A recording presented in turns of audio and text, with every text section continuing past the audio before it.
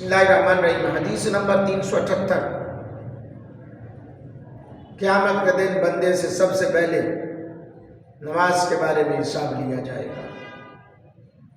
اللہ اکبر۔ نماز نہ پڑھنے والوں ذرا سماعت فرمائیے۔ حدیث پاک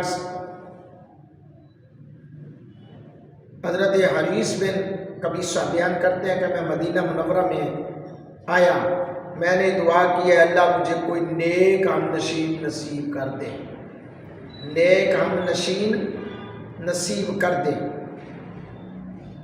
اللہ اکبر۔ راوی کہتے ہیں میں حضرت ابو ہریرہ کے پہلو میں آ کر بیٹھا اور بولا میں نے اللہ تعالیٰ سے یہ دعا کی تھی مجھے ہم نشین نصیب، نیک نشین ہم نشین دے دے، تو آپ مجھے کوئی ایسی حدیث سنائیے جو آپ نے نبی اکرم صلی اللہ علیہ وسلم کی زبانی سنی ہو تاکہ اللہ تعالیٰ اس کی وجہ سے مجھے نفع عطا کر دے۔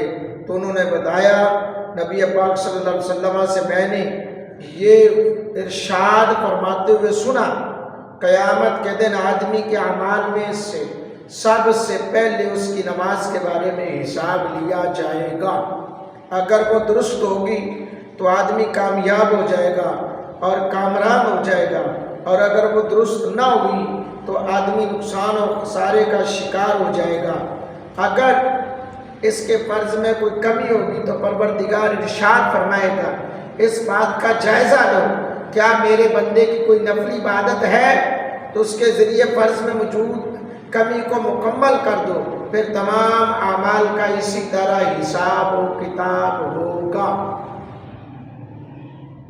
جی ہاں،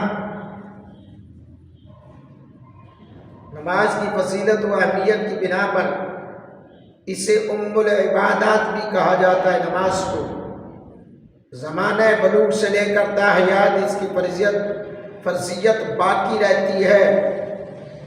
جی ہاں، سفر، حضر، بیماری، تندرستی، امیری، غریبی، چودراہٹ، بادشاہت، وزارت، خزانے سب کے ملنے کے باوجود بھی نماز معاف نہیں ہوتی، مفلسی میں بھی نماز معاف نہیں ہوتی، یعنی کہ گرمی، سردی، دھوپ، چھاؤں، آندھی، بارش، ہاں وہ الگ مقامات ہیں، وہ مسائل ہیں، لیکن نماز معاف کسی بھی حالت میں نہیں ہے۔ لیٹ کر پڑھو، کھڑے ہو کر پڑھو، بیٹھ کر پڑھو، اشارے سے پڑھو، نماز پڑھو، نماز کسی بھی صورت میں معاف نہیں ہے۔